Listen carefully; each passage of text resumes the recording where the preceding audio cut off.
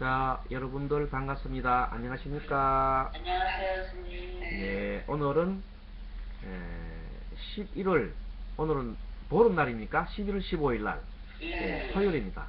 오늘은 행복한 불교 공부 10번째 강의 시간입니다. 지금 공부하고 있는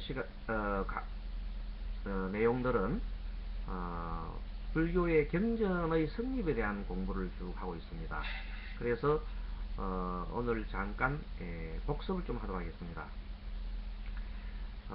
부처님께서 돌아가시고 돌아가자마자 많은 그 대중들이 우왕좌왕하게 되었습니다.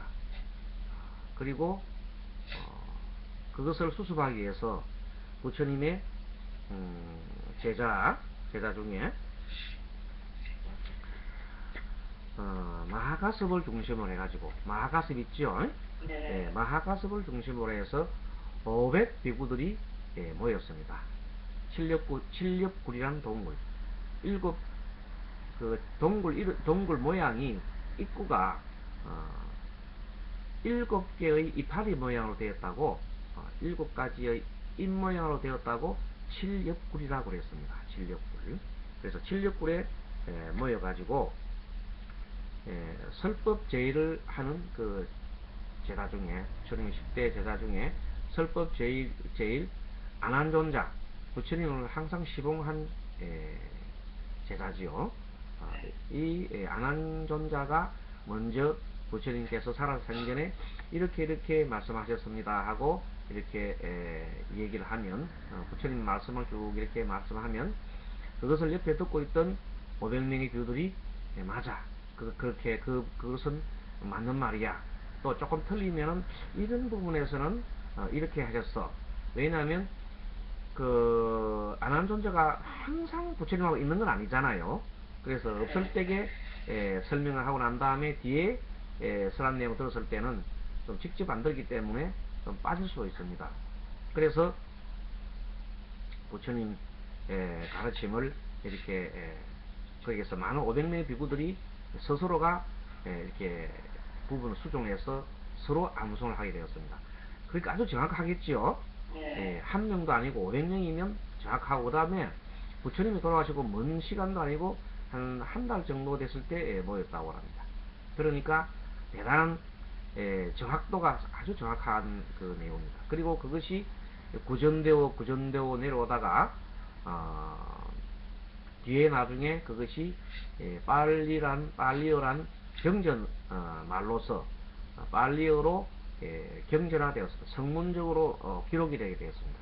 그 경전이 지금도 그대로 고스란히 전해지고 있습니다. 그러니까 부처님의 본래 가르치신 그 내용들이 거의가 틀림없이 전해내려고 있다는 것입니다. 자, 그리고 그 마하가섭을 중심으로 한 500명의 비구들이 칠립굴에서 이제 서로 그것을 외우고 한 다음에 그 다음에 우바리 존자란 제사가 10대 제사 중에 한 사람이죠. 계율을 상당히 잘 지켰습니다. 그래서 계율을 읊고 외우고 암송하고 난 다음에 또 학용을 했습니다. 그렇게 해서 한 이 경전이 부처님 사후에 한 1세기 전까지 100년까지 그렇게 잘 이어진 것을 보고 우리가 근본 경전이다, 원시 불교다, 이렇게 얘기를 한다고 그랬습니다. 그리고 난 다음에 한 100년 전, 부처님이 사후 한 100년부터 한 300년 정도까지, 사후 300년까지는 어떤 일이 일어나냐면 많은 그 비구들이, 부처님의 제자들이 여러가지 그 계율이나 그리고 그 경전에 대한 그 해석을 두고 여러가지 견해가 갈리게 됩니다. 그렇게 견해가 갈리는 것을 우리가 부파불교라 그랬습니다. 그런데 그것이 얼마나 많이 갈리냐 하면 20개 정도로 갈린다 그랬죠. 네. 20개의 부파가 일어납니다. 그래서 크게 가르는 것은 대중부와 상자부로 나눈다 그래서 대중부, 자, 대중부는 좀, 그 옛날 부처님께서 하셨던 그 계율 같은 거 중에서 현실에 맞게 좀 고쳐야 되겠다. 이런 내용을 주장하는 사람이 있는가 하면 아니다. 정통 그대로 존중해야 된다는 그 주장. 둘 다 조금의 이견이 있습니다만은 어쨌든 그네들이 둘로 쪼개지게 됩니다. 그래서 그것이 둘로 쪼개지면서 이제 불교가 교단이 분열되면서 부파불교가 이게 나오게 됩니다. 그래서 그때 부파불교는 부처님의 경전에 대한 내용이나 그것을 또 이 전파한다든지 이런 데에 대해서 생각을 하는 게 아니라 그네들끼리의 의견 다툼에 항상 골몰합니다. 그래서 무려 한 200년의 그 세월이 흘러가다 보니까 많은 사람들이 팔을 지어가지고 심지어는 그것이 무엇이건데 목숨을 거는 거예요. 죽이기도 하고. 그러니까 그런 것을 보고 대중들이 말하자면 신물이 난 거지요.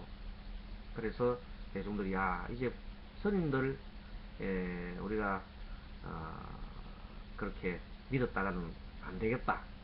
그래서 대중들 중에 어디있는 사람들이 부처님의 탑으로 모이기 시작합니다. 그 탑은 사리탑이에요.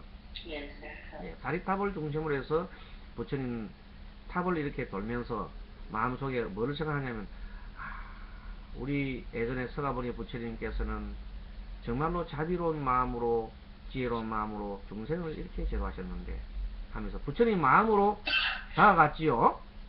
부처님 마음으로 다가간 겁니다. 그래서 부처님 마음으로 다가가다 보니까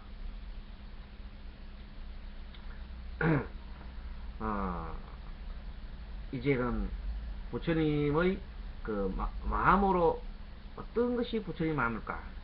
부처님의 불심은 뭘까? 이렇게 마음으로 다가가게 되다 보니까 자동적으로 마음에 대한 연구를 하게 되겠죠. 그래서 대성불교의 처음 시작점은 마음으로부터 부처님 마음이 무엇일까 하는 그 마음으로부터 시작되었다 해도 가능합니다. 그래서 마음의 공부 이런 쪽에 굉장히 치중을 하게 됩니다. 그래서 그것을 이른바 우리 불교 대성경전이 태동하게 된 동기는 바로 그런 데서 태동했다고 했습니다. 그래서 어떤 마음이냐면 한편으로는 부처님과 같이 이렇게 도를 닦고 그것을 상구불이라 그랬어요. 아래로는 중생을 제도하자. 자비를 실천하는 거죠. 그래서 두 가지를 하나는 지혜를 추구로 하고 하나는 자비를 갖다가 완성을 하고 그렇게 해서 지혜와 자비를 동시에 추구해 가는 것을 보고 대성불교의 하나의 근간이 된다. 그래서 상구불이 하화중생이라는 것은 대성불교의 하나의 슬로건이다. 그렇게도 관여해야 되겠습니다. 그래서 지난 시간에 그 대성불교의 그 분류에 보면은 첫째 뭐로 들어가는 게 있냐면 마음으로 들어가는 그 경이 있다 그랬죠. 유에서 무로 들어가는 경전이 있다 그랬어요. 그래서 유에서 무로 들어가는 경전은 유심론적인 경전인데 주로 아미타경 또 법화경 또 유식 이런 거라 그랬죠. 유식은 오로지 마음이란 뜻이에요. 오로지 마음이다. 요즘 스님이 유식을 좀 현대어로 고쳐서 불교 심리학이라는 것으로 해서 가르치고 있습니다. 그것이 불교 심리학이라는 것은 우리 스님이 불교의 유식을 현대 심리학으로 조금 이렇게 바꿔서 가르치고 있습니다. 자, 그리고 이제 두 번째 하나는 뭐냐면 유에서 무로 가는 것은 유심론적인 그런 경전이라 그랬고, 두 번째 무에서 또 유로 가는 것도 있습니다. 그것은 뭔가 하면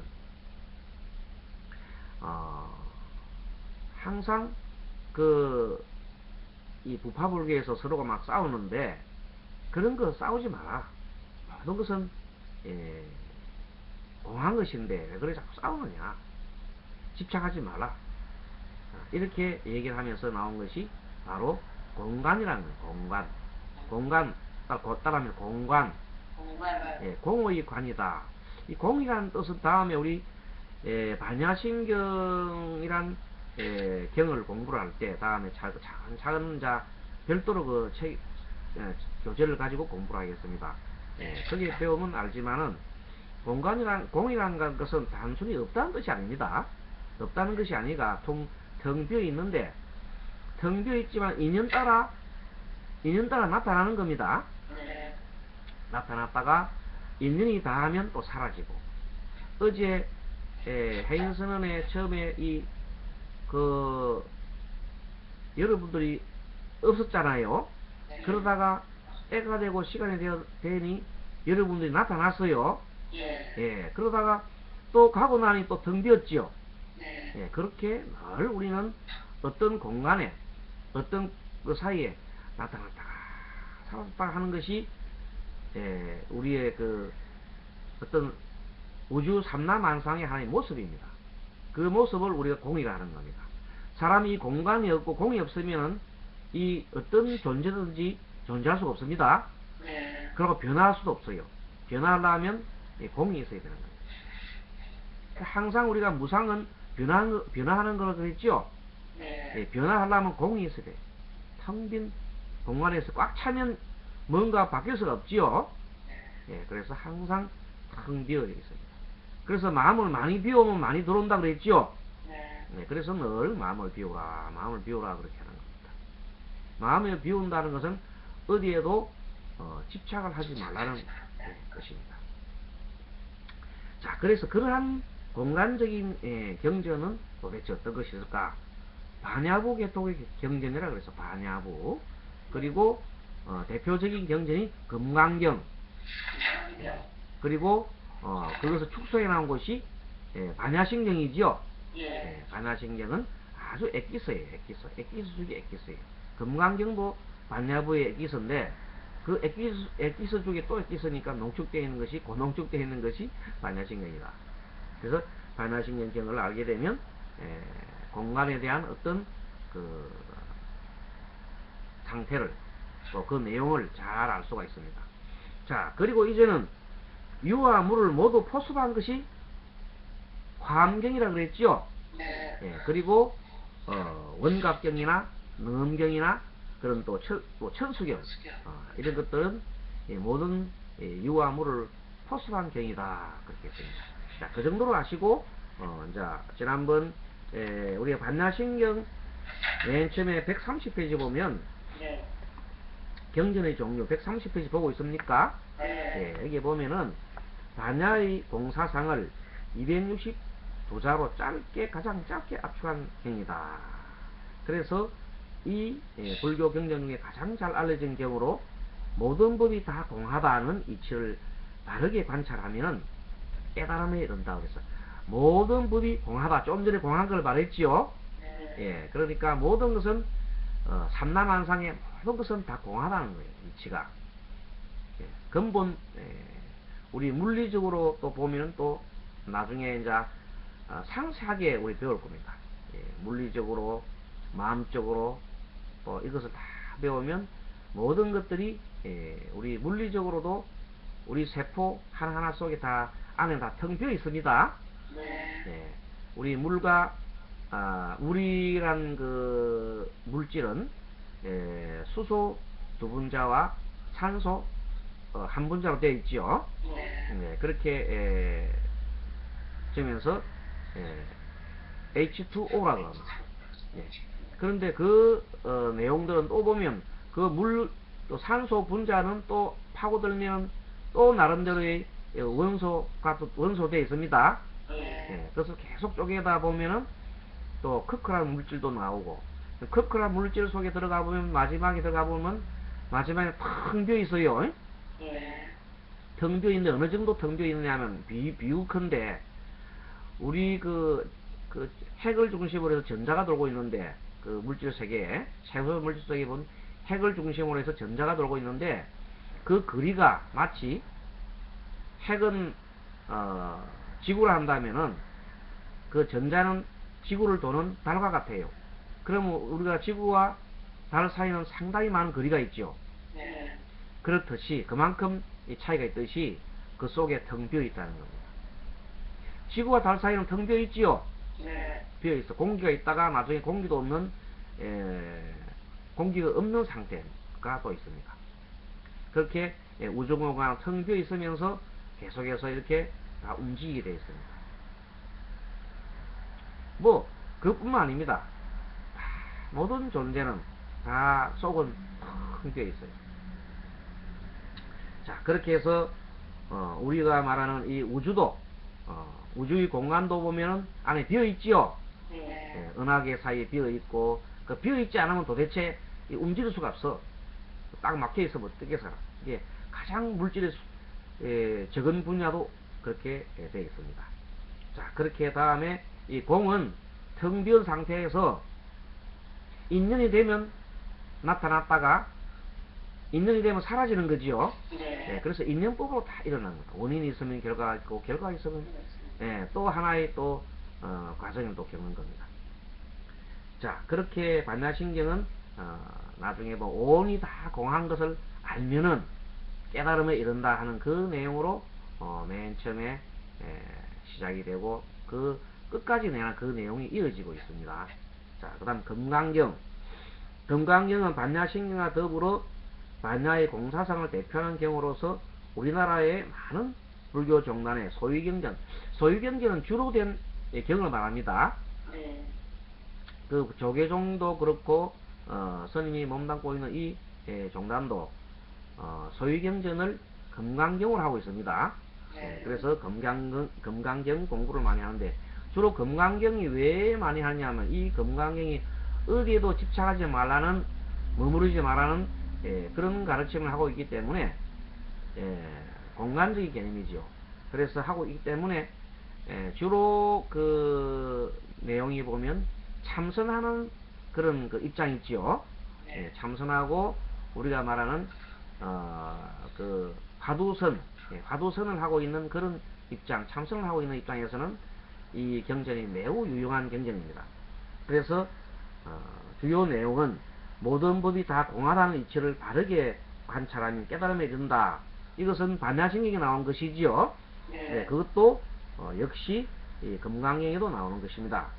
또 모든 것이 공함으로, 그렇지, 모든 것이 공하니까 이제는 집착하지 말라는 거지요.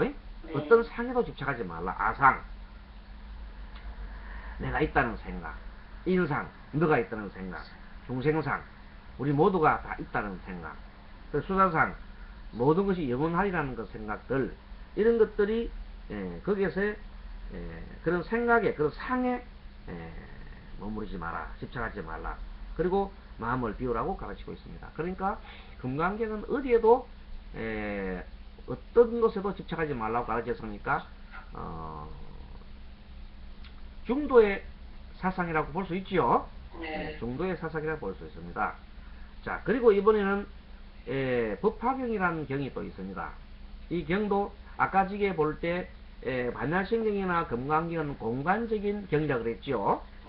그리고 이 법화경과 아미타경이나 이런 경들은 마음을 중심으로 한 유에서 무로 들어가는 마음의 경이라고 그랬어요. 주로 보면 우리 마음속에 어떤 마음이 있느냐, 보살들 마음이 있고, 우리 마음속에 성문의 마음이 있고, 우리 마음속에 또는 그런 연각의 마음이 있고, 그런 모든 마음이 다 마음으로 이어져 있다. 그래서 그 마음을 하나하나 바꿔야 된다는 그런 내용을 담고 있습니다. 그래서 법화경은 대성불교를 대표하는 경으로서 무량의경, 관보현경과 더불어 법화 삼보경이라고도 합니다. 그래서 법화경 이전에 설한 삼성, 성문이라는 것은 여러분들 지금 공부 배우지요? 그럼 여러분 성문에 해당하는 거예요. 알겠습니까? 이치를 배우고 탐구하면 여러분들은 이제 성문에 해당한다. 그리고 이제 연각이라는 것은 그 성문 공부 좀 하고 난 다음에 고요하게 숲속에 앉거나 아니면 산송이 좀 들어가거나, 그래서 스스로가 이 12연기를 이렇게 관하지요. 예, 그렇게 관하면서 호흡법을 하든 산염초를 닦든 그렇게 해서 공부를 해 가면서 예, 수행을 하는 그런 사람들을 예, 이제 12연기 도리를 깨치는 그런 사람들을 수행을 하는 거죠. 말하자면 그런 사람은 연락이라 한다. 그리고 보살은 아까도 얘기했지만은 한편으로는 부처님의 그 가르침을 가지고 최고의 경지인 부처의 경지로 가기 위해서 노력하지요.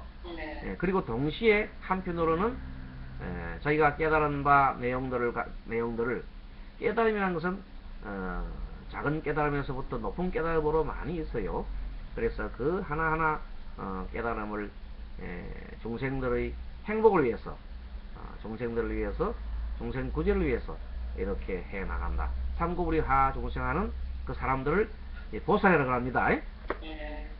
그래서 이 삼성은 참다운 진리에 이르는 하나의 방편이었다. 그러니까 그 세 개가 따로 떨어져 있는 게 아니라 삼성이 뭐 성문을 한다 해서 그것이 뭐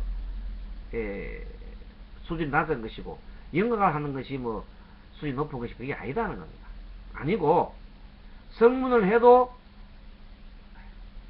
부처의 경지가 부처의 경지가 갈 수가 있고 영각을 해도 부처의 경지가 갈 수가 있고 또 보살을 행을 해도 부처의 경지를 갈 수 있다. 삼성이 하나의 어쨌든 일성으로 돌아간다. 일성이라는 것은 부처님이 말하지요. 네. 부처의 경지 일성으로 돌아갈 수 있다. 그래서 하나단 말이에요. 그게 모든 부분의 실상을 그렇게 또 설한 겁니다. 따지고 보면 우리가 저 높은 산에 올라갈 때 길이 여러 개 나오지요. 네. 그러나 올라가면 만나지요. 네. 그런 걸 가르치는 겁니다. 다 알고 보면은 모든 것이 하나로 통해져 있다. 삼성이 하나로 만난다. 그리고 또 그 하나로 길이 동쪽으로 올라간다해서 동쪽으로 가는 사람 뭘 하면 안 되지요. 네. 어느 쪽으로 가더라도 그걸 가면 되는 거예요. 그 꼭대기 가면 가도 된다. 그래서 그런 내용들을 가르치고 있습니다. 그래서 어쨌든 이 수행의 힘은 우리가 보통 수행의 힘은 다른 게 아니라 신심과 그는 합적으로는 좋겠네요. 메모는 좋겠네요. 수행의 힘은 신심과 보리심으로 되어 있다. 따라놔. 신심과 보리심. 예. 수행의 힘은 신심과 보리심이다. 그래서 여러분들이 앞으로 불교 공부를 하면서 신심을 가지고 신심은 믿는 마음이지요. 이렇게 믿는 거예요. 특히 신심은 뭐를 믿습니까? 삼보에 귀하는 겁니다. 첫째는 부처님이란 그 깨달은 분, 깨달은 일을 우리가 믿고, 그 다음에 두 번째는 부처님의 가르침을 믿지요.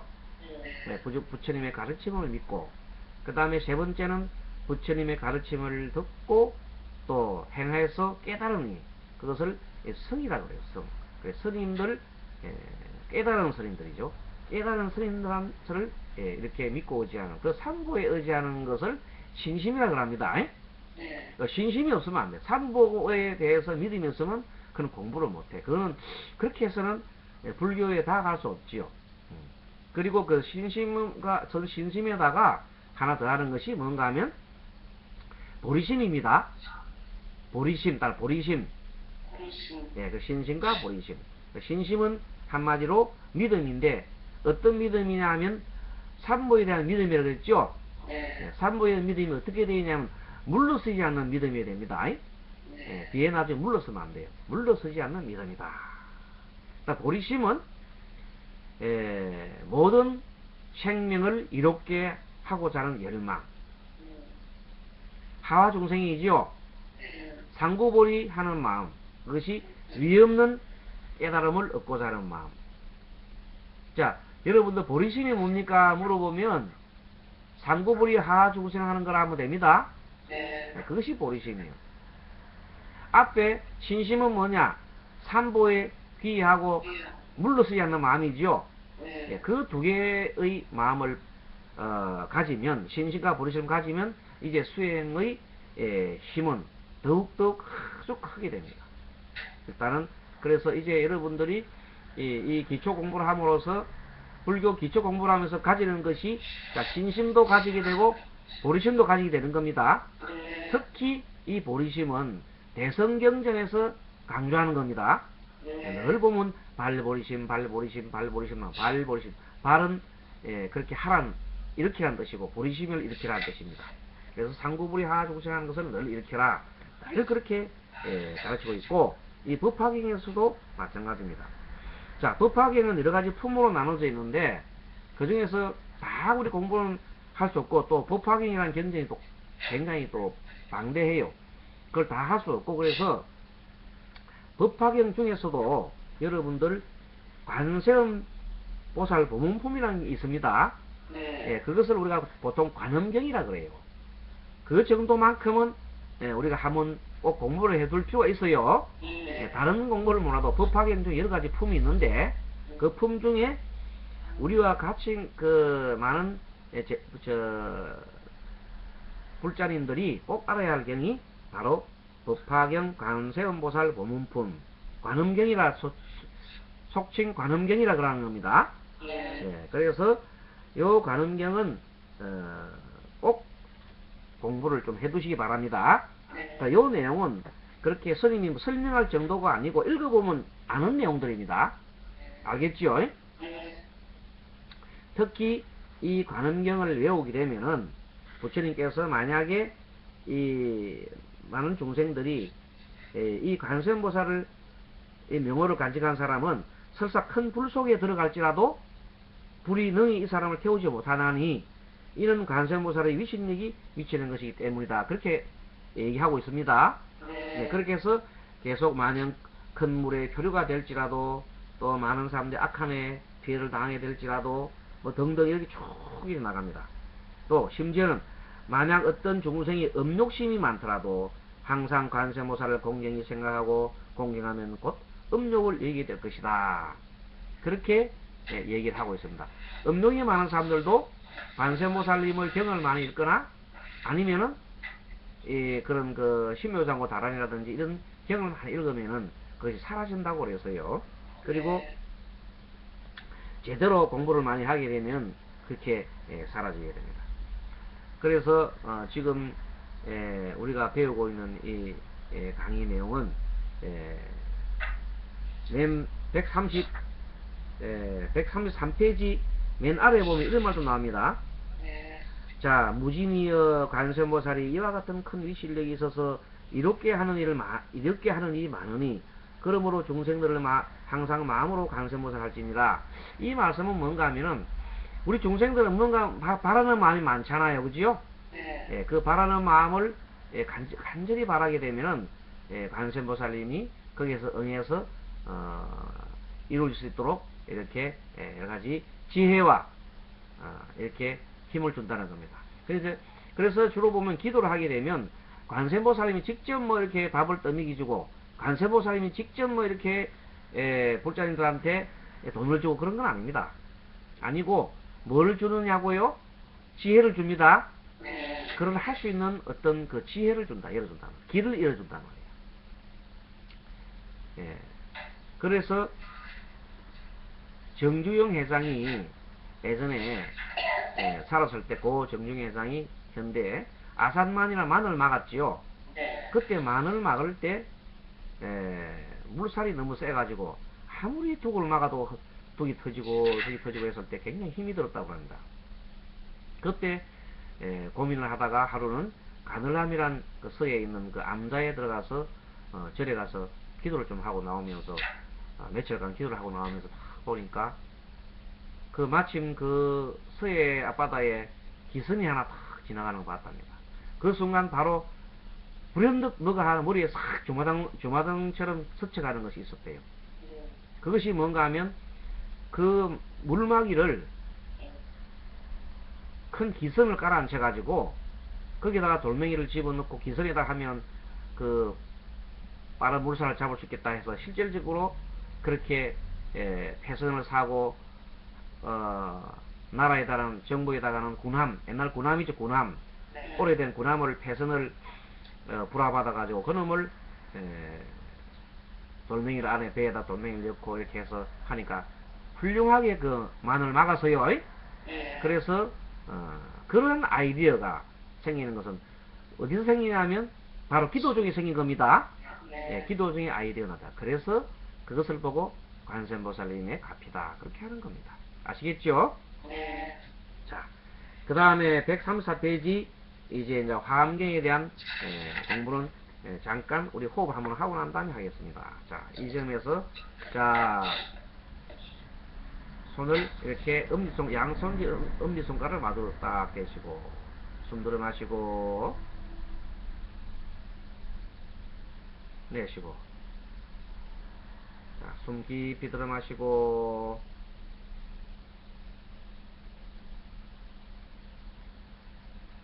내쉬고, 다시 한 번 더 숨 깊이 들어 마시고